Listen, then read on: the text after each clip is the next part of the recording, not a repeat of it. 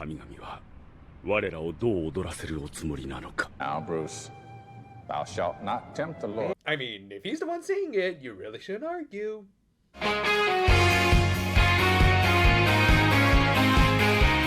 Continuing right from the last episode, Tsurugi had become the leader of his own little rebel faction, and like most people would be, he was a little hesitant of getting the whole chosen one treatment. But he did get a little interested when the head rebel, Mars, taught him the art of the fist bump. Yeah, I guess in this fantasy world, the whole concept of the dude bro is thankfully non-existent, though I also don't think we should ever be against a good old fist bump. And in this case, it did ensure that the rebels would follow Tsurugi throughout the rest of his little journey. At the same time though, Rivore had arrived looking for the newest Eye of Darkness. Meanwhile, the three Guardians, who are going to get a little more focused in the latter half of the series, were just kind of putsy about for the time being.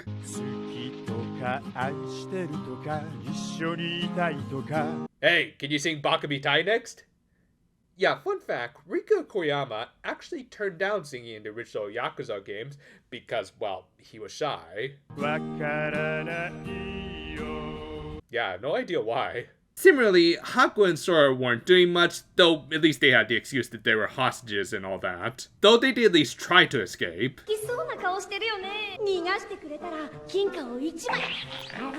Well, if it's a TCG or a modern video game, you do kind of have to spend that money in order to progress. Sadly, it's kind of more the latter these days. Back with Tsurugi and the rebels, they discussed their next course of action, in particular confronting the real and not at all obvious villain of this story with the figure who acted in the shadows. Granted, they did establish an interesting premise in that this person managed to work both sides in ways that led to Yaiba's coronation as the current king of Atlantia. It's a very simplified Gundam-esque political tale from the same company that produces their anime, but it's still solid writing that will be fleshed out a little more later. However, since this is also a card game anime, that story couldn't overtake the little pieces of cardboard that they were trying to sell in terms of importance, so Rivore soon arrived. He managed to freeze most of the rebels in place, sans Mars, so that he could both protect Tsurugi and also play commentator for their game. Yeah, this was meant to be another obvious showing for Tsurugi's new deck, but it also did have some thematic reasoning behind it, with the villain still wanting to learn the location of the homunculus copy of his little brother, which, yeah, more on that in the next episode. Anyway, the two battle, with Tsurugi starting off with his new Nexus, the Dark Galaxy of Dust. And in case you forgot, because it has been a while, Nexus are basically like continuous spells in Yu-Gi-Oh! In that they can give power advantages to certain units. In this case, the Galaxy's first effect gave a 3000 power bonus to Terra Dragons, which were the primary spirits of Tsurugi's Dark deck.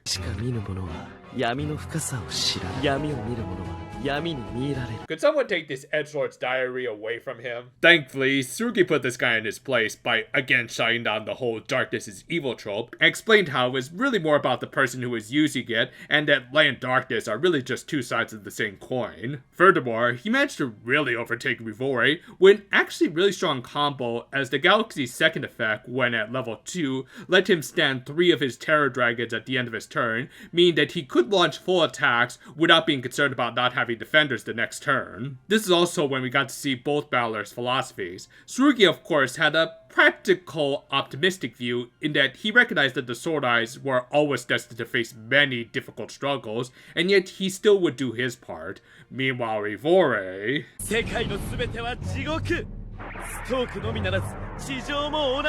I mean, yeah, but you don't have to be so blunt about it. Of course, he managed to defeat his pessimistic opponent using his Sword Brave combo, plus the Dark Galaxy, as it also had a green core on it to activate Dark Tyrannosaurus Rush effect. With that, Rivore was forced to retreat, but he would also leave with the intel that Tsurugi had become the final Sword Eye of Darkness. During all of this, a bunch of other things were just kind of happening in this episode, including Gordy going back to his hometown that he blew up earlier in the season. I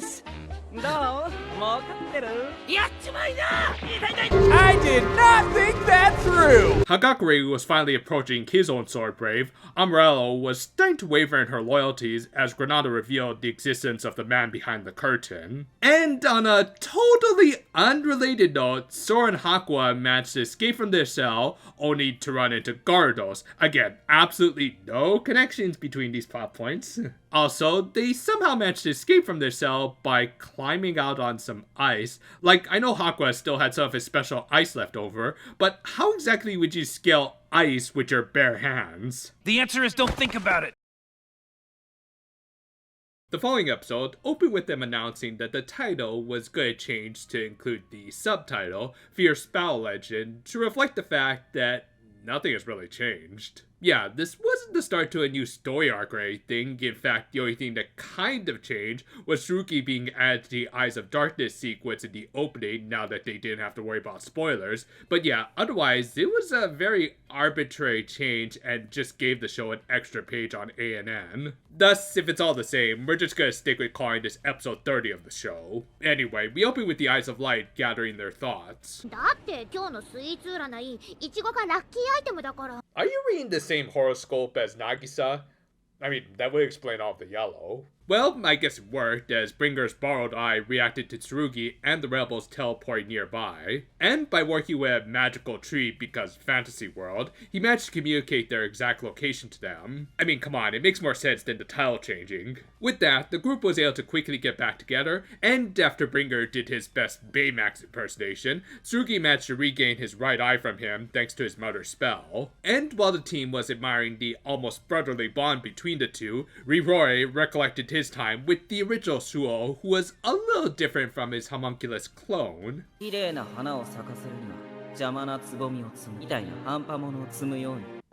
I think I kind of cut myself on that edge. And yet, apparently he missed this version of his little brother. Well, I guess I shouldn't be too surprised that a guy like this would be into that sort of stuff. And back with our protagonists, they met with their own creepy guy. Tachibana had descended to scope out the now double-eyed red sword user by challenging him to a fight. And as has been shown previously, he was a chameleon fighter with the ability to recreate any deck, so he decided to fight Tsurugi's dark deck with a copy of his original light deck. The game played out fairly normally, though Tsurugi had also made sure to keep his spirits at their highest level to avoid the Shining Sword's destruction effect. In the middle of all of this, Tachibana shared his own concerns. Damn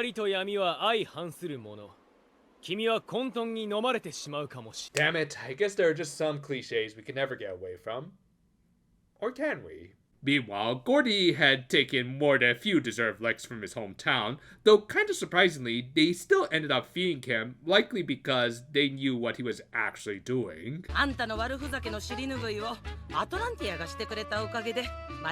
Yeah, while he tried to hide it with his usual joking around, it was heavily implied that he pulled some strings to make sure that his town would receive more than enough reparations for damaging it during the chase of Tsurugi. And yet, he couldn't admit to his true intentions for reasons we'd see next time. Back with Tsurugi and Tachibana, they entered into the true mirror match part of their battle, even though they were using different decks, but you get the idea. You haven't seen You're accusing me of pointing while you're... In the end though, and while it did become a close fight when Arc was summoned, Tsurugi won with his Sword Brave and Nexus combo again, which would feel a little repetitive if the fight hadn't ended this way between the two big lizards.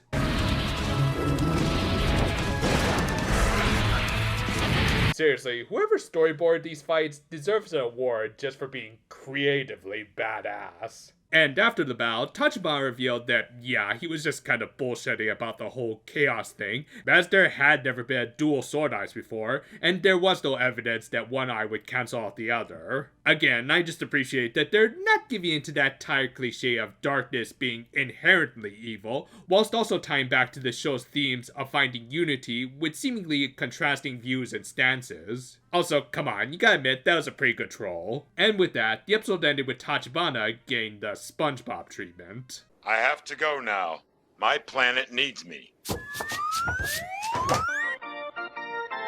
These were some pretty fun little follow-ups to Tsurugi acquiring his new eye, along with a little bit of world building. Granted, some of it was fairly predictable stuff, like the Man in the Shadows, but Tsurugi's debates about the differences between light and darkness were legit interesting, and really speak to his character and the show's themes. It is also just nice to see a character still having fun while even fighting against the past version of himself, rather than just going full emo. Obviously, from a meta standpoint, these battles were more meant to help sell the new deck that had just come out by giving some little tutorials on how to use it. And while it is getting a little tiresome to see Rivori lose another battle, as he really does become the jobber of the Eyes of Darkness, his debate with Tsurugi was interesting, as it was more than just a plain old light versus darkness talk, and was actually more about optimism versus pessimism. This would lead to some interesting parallels, with Rivori completely submitting to the latter due to the loss of his brother, while Tsurugi's optimism drove him to try and better understand his brother. Meanwhile, the battle with Tachibana was more just meant for fun to see Tsurugi versus himself by showing how he is mastering both of his decks, and also kind of hinting at him eventually combining them once he gets certain cards that will let them synergize better. Obviously, good stuff from an action standpoint without a whole lot of story progression, though more because they were spreading out the individual arcs of each character, including the Eyes of Darkness, that would pay off in the episodes to follow. Thus, it did make these the most engaging episodes that actually progressed the main plot, but they were still clearly building the themes and characters, which often can be just as important. The name change starting from the 30th episode was kinda pointless, but the events of these episodes were far from it, as we will start to see some of Tsurugi's ideals come to fruition. Probably in the next 2 weeks or so, we're gonna release a little doujinshi review to celebrate a certain series getting a sequel soon. And if you couldn't tell by the clips we've been using, yes, it will come from an author whom we've covered previously, so you can imagine what sort of story to expect. Look forward to it. Until then, though, for now, my friends, and if you'll excuse me, I should probably bandage up some of these little edge marks. I wonder if this iodine is still good.